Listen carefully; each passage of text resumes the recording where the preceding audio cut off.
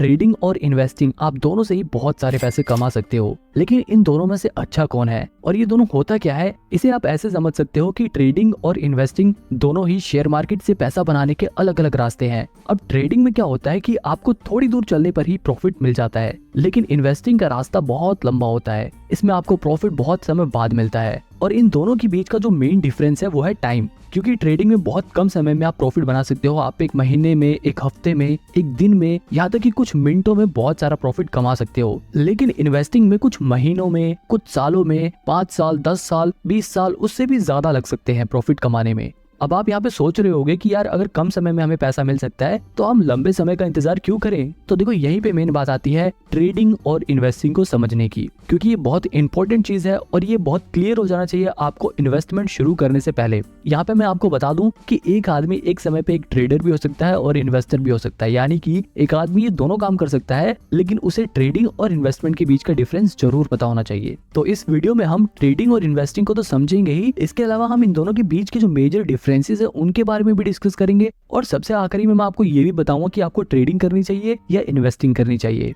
अब देखो सबसे पहले समझते हैं ट्रेडिंग और इन्वेस्टिंग के कॉन्सेप्ट को। इसे समझाने के लिए मैं आपको एक एग्जांपल देता हूँ। मान लो बाबूराव नाम का एक आदमी अपनी मोबाइल की दुकान खोलता है। उसकी दुकान बहुत बढ़िया चल रही थी, वो मार्केट से सस्ते दाम से मोबाइल लाता और अपनी दुकान पे बेचकर प्रॉफिट कमाता। उसका काम बढ़िया चल रहा था, लेकिन जब भी कुछ समय बाद उसकी दुकान के सामने एक और दुकान खुल जाती है तोतला सेठ की, और वो वही मोबाइल बाबूराव की दुकान से भी सस्ते दाम पर बेचने लग जाते हैं। मतलब कि बाबूराव जो फोन 10,000 में बेचते थे, वही फोन तोतला सेठ 9,000 में बेचने लगा। अब क्योंकि तोतला सेठ की दुकान पर मोबाइल सस्ते मिल रहे हैं तो लोग बाबूराव की दुकान पर क्यों खरीदेंगे। अब क्योंकि भैया बाबूराव के पास कस्टमर तो आ नहीं रहे थे, इसलिए वो बस दिन भर टीवी पे न्यूज ही देखता रहता। सारे ग्राहक तोतला सेठ के पास जाने लगे थे। जब भी वो टीवी में न्यूज देखता है कि जिस ब्रांड का मोबाइल वो लोग बेचते हैं वो मोबाइल चिप की शॉर्टेज की वजह से बनना बंद हो गए हैं। अब यहाँ पर बाबूराव के दिमाग में आइडिया आता है, क्योंकि मोबाइल की डिमांड तो लोगों में बहुत ज्यादा है, लेकिन मैन्युफैक्चरिंग ना होने की वजह से अब उसकी सप्लाई बंद हो जाएगी। अब यहाँ पर देखो बाबूराव दो काम कर सकता है। पहला ऑप्शन ये है कि वो रोज सवेरे उठते ही सबसे पहले तोतला सेठ की दुकान पर जाकर उसके सारे फोन 9,000 में खरीद ले और उन्हें अपनी दुकान पर वापस 10,000 में बेचकर प्रॉफिट कमाए। दूसरा तरीका ये है कि वो रोज सवेरे तोतला सेठ की दुकान पर जाकर उसके सारे मोबाइल खरीद ले और उन्हें अपने वेयर हाउस में स्टोर करके रखे, उन्हें बेचे नहीं। इसी तरह वो कुछ महीने अपने पास उन फोन्स को स्टोर करके रखे, और जैसे ही उस फोन का प्राइस मार्केट में बढ़ जाए और उसकी डिमांड मार्केट में बढ़ जाए, वो उन फोन को 10,000 की जगह 12,000 में बेचकर ज्यादा प्रॉफिट कमाए। अब यहाँ पर देखो ट्रेडिंग और इन्वेस्टिंग को समझो। बाबूराव जब डेली फोन सस्ते में खरीद कर उन्हें बेच रहा था तो वो ट्रेडिंग कर रहा था, लेकिन जब बाबूराव ने फोन को कुछ महीनों के लिए स्टोर करके रखा और जैसे उनका प्राइस बढ़ा उसने जब बेचा तो उसने इन्वेस्टिंग करी, क्योंकि वो डेली चीजों को सेल नहीं कर रहा बल्कि वो उन्हें कुछ महीनों बाद कर रहा है। बिल्कुल इसी तरह ट्रेडिंग और इन्वेस्टिंग वर्क करती है। बस शेयर मार्केट में फोन की जगह शेयर्स आ जाते हैं, मतलब हम शेयर मार्केट में डेली फोन्स की जगह शेयर्स को सस्ते में खरीद कर उन्हें महंगे में बेचकर प्रॉफिट बनाते हैं, तो वो ट्रेडिंग होती है। और अगर हम शेयर्स को सस्ते में खरीद कर कुछ महीने, कुछ साल, 10 साल, 5 साल बाद जब वो शेयर का प्राइस बढ़ जाता है तब बेचते हैं, तब वो इन्वेस्टिंग कहलाती है। देखो यहाँ दोनों के बीच का जो मेजर डिफरेंस है वो है टाइमिंग। आई होप अब आपको ट्रेडिंग और इन्वेस्टिंग का कॉन्सेप्ट समझ आ गया होगा, अगर नहीं आया तो आपको आगे जरूर आ जाएगा। अब देखो इन्वेस्टिंग में क्या होता है, लोग अच्छी कंपनियों के शेयर ढूंढते हैं और जैसे ही उन्हें कोई ऐसी कंपनी मिलती है जो फ्यूचर में अच्छा खासा प्रॉफिट जनरेट करेगी, अच्छा परफॉर्म करेगी, वो उस कंपनी के ऊपर फंडामेंटल रिसर्च करते हैं और ये पता लगाते हैं कि क्या ये कंपनी इन्वेस्ट करने लायक है या नहीं, क्या इस कंपनी में अगर हम पैसे लगाएंगे तो बढ़ेंगे या नहीं बढ़ेंगे। अगर उन्हें उनके इन सवालों के जवाब मिल जाते हैं तो वो उस कंपनी में अपना पैसा लगा देते हैं, और वो कंपनियां इन इन्वेस्टर्स के पैसों को लेकर अपने नए प्रोडक्ट लॉन्च करती हैं, अपने बिजनेस को और बड़ा करती हैं, नए एम्प्लॉइज को हायर करती हैं ताकि उनकी प्रोडक्शन बढ़ सके, ताकि वो लोग ज्यादा प्रोडक्ट्स को बना सके और ज्यादा चीजें बेचकर ज्यादा मुनाफा कमा सके। और जब उनको ज्यादा मुनाफा होता है तो वो अपने इन्वेस्टर को खुश करने के लिए उस मुनाफे में से थोड़ा थोड़ा हिस्सा दे देते हैं। इस छोटे छोटे हिस्से को ही डिविडेंड बोलते हैं, क्योंकि देखो इन्वेस्टर जो होता है वो लॉन्ग टर्म के लिए इन्वेस्ट करता है, तो उसे आखिरी में जो रिवॉर्ड मिलता है वो तो मिलता ही है, लेकिन कंपनियां बीच बीच में थोड़ा थोड़ा डिविडेंड देकर, थोड़ा थोड़ा प्रॉफिट का हिस्सा देकर अपने इन्वेस्टर को खुश करती रहती हैं। मतलब एक इन्वेस्टर को लॉन्ग टर्म में तो बहुत ज्यादा प्रॉफिट होता ही है, लेकिन उसको बीच बीच में थोड़ा थोड़ा डिविडेंड भी मिलता रहता है जो उसके लिए एक अर्निंग का काम करती है। और मैं आपको बता दूं कि ऐसे बहुत सारे इन्वेस्टर हैं जिनकी सिर्फ डिविडेंड की कमाई लाखों करोड़ों में होती है। वहीं दूसरी तरफ जो ट्रेडिंग होती है उसमें जो ट्रेडर होते हैं उन्हें इस बात से कोई भी फर्क नहीं पड़ता कि कंपनी क्या काम करती है, कंपनी प्रॉफिट कमाती है या नहीं कमाती, कंपनी का मैनेजमेंट कैसा है। वो फंडामेंटल एनालिसिस पर ध्यान नहीं देते। एक ट्रेडर सबसे ज्यादा ध्यान देता है टेक्निकल एनालिसिस पे, वो चार्ट एनालिसिस पे ध्यान देता है, वो शेयर्स के प्राइस को ट्रैक करता है कि शेयर का प्राइस कब घट रहा है कब बढ़ रहा है, वो उसमें अपॉर्चुनिटीज ढूंढता है। मतलब एक ट्रेडर का काम ऐसा होता है कि वो रोज सवेरे उठते ही सबसे पहले मार्केट खुलते ही किसी भी कंपनी का शेयर उठा देगा और उसके प्राइस की मूवमेंट को ट्रैक करेगा। अगर उस ट्रेडर को टेक्निकल और चार्ट एनालिसिस करने के बाद ये लगता है कि शेयर का प्राइस बढ़ेगा तो वो उसे कम रेट पर खरीद लेगा और जैसे उस शेयर का प्राइस बढ़ेगा उसे बेचकर प्रॉफिट कमा लेगा। जबकि इन्वेस्टमेंट में क्या था, जो इन्वेस्टर था वो शेयर को सस्ते में खरीद कर उसे कई साल बाद बेचता है जब उसका प्राइस बढ़ जाता है। अब आपको ये समझ आ गया होगा कि एक ट्रेडर कैसे काम करता है और एक इन्वेस्टर काम कैसे करता है। अब देखो इनके बारे में मैं और डिटेल में नहीं जाऊंगा वरना वीडियो बहुत बड़ी हो जाएगी। अब सीधे हम डायरेक्ट इनके डिफरेंस के बीच में आते हैं, इन दोनों के बीच के अंतर के बारे में बात करते हैं। सबसे पहला डिफरेंस तो टाइम का ही था। ट्रेडिंग कम समय का प्रोसेस है और इन्वेस्टिंग लंबे समय का गेम है। इसके अलावा अगर रिस्क के हिसाब से देखा जाए तो ट्रेडिंग में बहुत ज्यादा रिस्क होता है जबकि इन्वेस्टिंग में रिस्क बहुत ही कम होता है। अब ऐसा नहीं है कि इन्वेस्टिंग में बिल्कुल भी रिस्क होता नहीं है, हो सकता है कि शॉर्ट टर्म में शेयर का प्राइस गिर जाए, लेकिन अगर कंपनी अच्छी चुनी है आप लोगों ने तो लॉन्ग टर्म में उस कंपनी का शेयर प्राइस जरूर बढ़ेगा और इस वजह से इन्वेस्टिंग में रिस्क बहुत कम हो जाता है। वहीं ट्रेडिंग रिस्की इसलिए होता है क्योंकि ये एक तरह का गैम्बल है। मान लो दो दोस्त हैं, वो आपस में हेड टेल वाला गेम खेलने का डिसाइड करते हैं और बोलते हैं कि अगर हेड आया तो तू जीत गया और टेल्स आया तो मैं जीत गया। तो ये देखो ये एक तरह का गैम्बल है और शेयर मार्केट में भी बिल्कुल ऐसा ही होता है। बस वहाँ पे दो जनों की जगह बहुत सारे लोग आ जाते हैं और वो लोग हेड टेल की बजाय शेयर के प्राइस घटने या बढ़ने के ऊपर बैट लगाते हैं। मतलब बहुत सारे लोग होते हैं जिसमें से कुछ लोग ये अंदाजा लगाते हैं कि शेयर का प्राइस गिरेगा और कुछ लोग अपने पैसे लगाकर कहते हैं कि शेयर का प्राइस बढ़ेगा। और ये लोग अपने पैसे कहाँ लगाते हैं, ये लोग अपने पैसे लगाते हैं ब्रोकर के पास, यानी कि ग्रो जीरोधा जैसे ब्रोकर के पास अपने पैसे लगाते हैं। अब देखो अगर शेयर का प्राइस बढ़ गया तो ये वाले लोग जीत जाएंगे, अगर ये लोग जीत जाएंगे तो जो लोग हार गए हैं उनका पैसा जीते हुए लोगों के पास चला जाएगा और उस जीते हुए पैसे में से थोड़ा सा कमीशन ये ब्रोकर्स रख लेते हैं। और इतना ही नहीं, इस जीते हुए हिस्से में से सरकार भी टैक्स के नाम पर अपना हिस्सा इनसे ले लेती है। अब यहाँ पर ये देखो कि जो ब्रोकर है और ये जो गवर्नमेंट है इनको तो हमेशा कमीशन और टैक्स मिलेगा, चाहे ये लोग जीते चाहे ये लोग जीते। लेकिन लॉन्ग टर्म में नुकसान किसका होता है, सिर्फ ट्रेडर्स का। मतलब सिंपल सी बात यह है कि अगर ट्रेडिंग में आपने पैसे बनाए हैं तो वहीं दूसरी तरफ किसी ने अपने पैसे गंवाए हैं। कल को जब वो पैसे बनाएगा तो हो सकता है कि आप अपने पैसे गंवाओ, इसीलिए ट्रेडिंग रिस्की रहता है।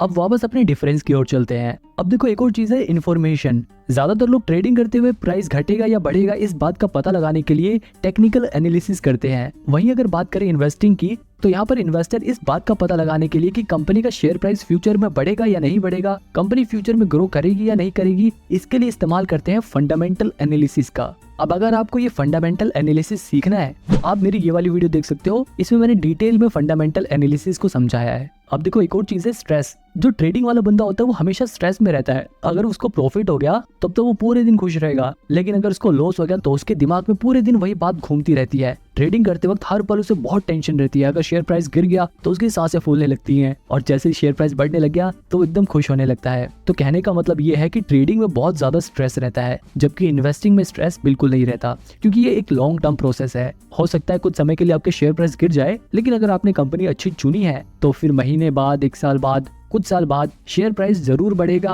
और फ्यूचर में आपको प्रॉफिट होगा। अब देखो ट्रेडिंग वाला बंदा हरदम शेयर के बारे में देखता रहता है, लेकिन इन्वेस्टिंग वाला बंदा आराम से एक बार इन्वेस्ट कर देगा और फिर कुछ टाइम बाद अपना देखेगा इन्वेस्टमेंट, अच्छा हाँ मेरा शेयर प्राइस जितना बढ़ गया या इतना गिर गया, फिर दोबारा बंद कर लेगा, क्योंकि उसे बेचना नहीं है, उसने लॉन्ग टर्म के लिए इन्वेस्ट कर रखा है। फिर कुछ समय बाद वो दोबारा से खोल के देखेगा कि हाँ भाई अब तो आज मेरे शेयर प्राइस बढ़ गए, वो कम देखेगा और उसको कम टेंशन होगी। लेकिन ट्रेडर को हर पल टेंशन रहती है, प्रॉफिट होने के बाद भी और लॉस होने के बाद तो ऑब्वियसली रहती है। एक और सवाल है कि ट्रेडिंग में ज्यादा पैसे हैं या इन्वेस्टिंग में। अब देखो इस सवाल का जवाब बड़ा ही मुश्किल है, क्योंकि ट्रेडिंग में आप बहुत कम समय में बहुत ज्यादा पैसा कमा सकते हो, लेकिन इन्वेस्टिंग में आप ज्यादा समय में इतना ज्यादा प्रॉफिट कमा सकते हो कि कोई सोच भी नहीं सकता। क्योंकि इन्वेस्टिंग में कंपाउंडिंग अपना असर दिखाती है और पैसा बढ़ते बढ़ते बढ़ते बहुत ज्यादा बढ़ जाता है। वही अगर ट्रेडिंग की बात करें तो ट्रेडिंग में एक प्लस पॉइंट ये है कि आप ट्रेडिंग को कम पैसे में भी कर सकते हो, यानी कि आप कम पैसा लगाकर भी प्रॉफिट जनरेट कर सकते हो। लेकिन अगर इन्वेस्टिंग की बात करें तो सिर्फ आप 1000-2000 लगा के बहुत सारा पैसा कमा नहीं सकते। आप ट्रेडिंग में 1000-2000 लगाकर 5-10 हजार रुपए का मुनाफा कमा सकते हो, लेकिन जैसे कि मैंने बताया था कि रिस्क यहाँ पे ज्यादा होता है। ट्रेडिंग में आपके ये भी चांसेस है कि आप अपने 1000-2000 रुपए गवा दो, लेकिन इन्वेस्टिंग में आपके 1000-2000 रुपए कुछ कम हो सकते हैं। अगर आपने बिल्कुल ही खराब कंपनी चुन ली तो हो सकता है कि आपके पैसे कुछ कम हो जाए, लेकिन पूरे कभी खत्म नहीं होंगे। बहुत ज्यादा गिरने लग गए तो आप उसे बेच सकते हो। तो मतलब ट्रेडिंग बहुत ज्यादा रिस्की है, लेकिन आप ट्रेडिंग में कम पैसे से भी ज्यादा पैसा कमा सकते हो। बात करें एक्सपेंस की, अगर आप ट्रेडिंग करते हो तो आपको ज्यादा चार्जेस देने पड़ेंगे, लेकिन अगर आप इन्वेस्टिंग करते हो, आप डिलीवरी में शेयर्स को खरीदते हो, तो आपको ब्रोकरेज कम देना पड़ेगा, यानी कि कम चार्जेस देने पड़ेंगे। जैसे कि मैंने आपको ऊपर वाले एग्जांपल में बताया था कि लोग ट्रेडिंग में बहुत सारी ट्रांजैक्शन करते हैं, इसलिए उनके ऊपर चार्जेस लगकर बहुत ज्यादा चार्जेस हो जाते हैं। लेकिन इन्वेस्टिंग में लोग एक बार शेयर खरीद लेते हैं तो उसे कई सालों बाद बेचते हैं, इसलिए उसके ऊपर चार्जेस बहुत कम लगते हैं। अगर लर्निंग की बात करें कि आप लोग ट्रेडिंग जल्दी सीख सकते हो या इन्वेस्टिंग जल्दी सीख सकते हो, अब देखो ये दोनों ही बड़ी कॉम्प्लेक्स चीजें हैं, पर मेरा ऐसा मानना है कि इन्वेस्टिंग सीखना ज्यादा आसान है एज कम्पेयर टू ट्रेडिंग, क्योंकि ट्रेडिंग बहुत ही रिस्की है। ट्रेडिंग में जो प्रोफेशनल लोग होते हैं सिर्फ वही पैसा बना पाते हैं, और जो नए लोग होते हैं वो उनमें से 90% लोग अपना 90% पैसा 90 दिनों के अंदर ही गवा देते हैं। अब अगर ब्रोकरेज चार्जेस की बात करें तो चाहे ट्रेडिंग हो या इन्वेस्टिंग हो, दोनों में ही जो ब्रोकरेज चार्जेस होते हैं वो हर ब्रोकर अपने हिसाब से अलग अलग चार्ज करता है। अगर बात करें ट्रेडिंग की तो यहाँ पर ब्रोकरेज चार्जेस 0.03% से लेकर मैक्सिमम 20 रुपीज पर ट्रांजैक्शन होता है ज्यादातर ब्रोकर्स का। इसके अलावा एम स्टॉक जैसे कुछ ब्रोकर तो ऐसे भी हैं जिनके पास 1000 रुपए से लेकर 2000 रुपए तक का प्लान होता है, जिन्हें खरीदने पर आपका लाइफ टाइम ब्रोकरेज चार्जेस नहीं लगेगा। लेकिन यहाँ पर ध्यान देने वाली बात यह है कि सिर्फ ब्रोकरेज चार्जेस नहीं लगेगा। इसी तरह अगर आप इन्वेस्टमेंट करते हो यानी कि डिलीवरी में शेयर्स को खरीदते हो, तो वहां पर भी जो ब्रोकरेज चार्जेस होता है वो 0.003% से लेकर 20 रुपीज मैक्सिमम पर ट्रांजैक्शन होता है। हालांकि डिलीवरी में भी जीरो था, जैसे कुछ ब्रोकर ऐसे हैं जो 1 भी रुपए ब्रोकरेज चार्जेस नहीं लेते, लेकिन इन ब्रोकर्स के पास आपको लगभग 300-350 रुपए अकाउंट मेंटेनेंस चार्जेस देने होते हैं हर साल। ये सब तो ब्रोकरेज चार्जेस थे जो ब्रोकर्स चार्ज करते हैं, लेकिन इसके अलावा गवर्नमेंट भी प्रॉफिट में से अपना टैक्स डिडक्ट करती है। अगर बात करें सिर्फ ट्रेडिंग की तो ट्रेडिंग पे जो प्रॉफिट होता है उस पर लगभग 28% टैक्स देना पड़ता है। वहीं अगर बात करें इन्वेस्टमेंट की, यानी कि अगर हमें लॉन्ग टर्म कैपिटल गेन होता है तो उस पर हमें 20% टैक्स देना पड़ता है। आप में से कुछ लोगों के दिमाग में डाउट होगा कि हम ट्रेडिंग या फिर इन्वेस्टमेंट कम से कम कितने रुपए से स्टार्ट कर सकते हैं। तो देखो, आप मिनिमम 100 रुपए से ट्रेडिंग और इन्वेस्टमेंट दोनों ही स्टार्ट कर सकते हो।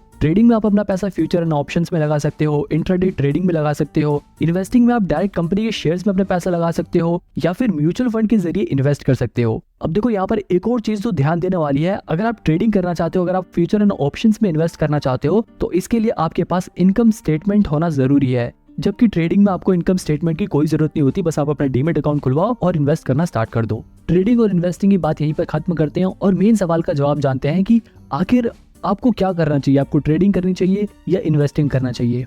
अब देखो, आपको मैं यहाँ पे बिल्कुल साफ साफ बता दूं, अगर आप अभी बिल्कुल नए नए शेयर मार्केट के बारे में सीख रहे हो तब तो बिल्कुल भी ट्रेडिंग की तरफ मत जाना। कभी आप ऐसा सोचो कि आप 1000-2000 रुपए लगा के उसे 5-10 हजार रुपए बना लोगे और फिर 5-10 हजार को 1 लाख करोगे और फिर 1 लाख को 1 करोड़, ऐसे करके आप बहुत सारे पैसे कमा लोगे। ऐसा नहीं होता। अगर आप बिल्कुल नए नए शेयर मार्केट में आए हो, पहली बारी बेशक आप कुछ पैसे बना लो, लेकिन उसके बाद आप अपने पैसे जरूर गवाओगे और वहीं पर आप डीमोटिवेट हो जाओगे। तो इसलिए पहले शेयर मार्केट्स के बेसिक्स को सीखो। इन्वेस्टिंग के जरिए आप डिलीवरी में शेयर्स को खरीदो, उनकी मूवमेंट को ट्रैक करो। आपको धीरे धीरे जब एक्सपीरियंस होने लगेगा, आपको धीरे धीरे जब ये पता लगने लग जाएगा कि शेयर मार्केट कैसे वर्क करता है, तब आप धीरे धीरे अपना ट्रेडिंग में कदम रख सकते हो। लेकिन एकदम से ही ट्रेडिंग मत करने लग जाना। यहाँ पर आप ये ध्यान रखना कि जब आप ट्रेडिंग सीख रहे हो तो उस समय ज्यादा पैसे नहीं लगाने आपको ट्रेडिंग में, आपको कम पैसे से शुरुआत करनी है और जैसे जैसे आपका एक्सपीरियंस बढ़े वैसे वैसे आप अपने पैसे बढ़ा सकते हो। यहाँ पर एक और बात ध्यान देने वाली है कि शुरुआत में जब आप ट्रेडिंग सीख रहे हो तो ऐसा ब्रोकर चुनना जिसका यूजर इंटरफेस आसान हो और वहां पर अकाउंट मेंटेनेंस चार्जेस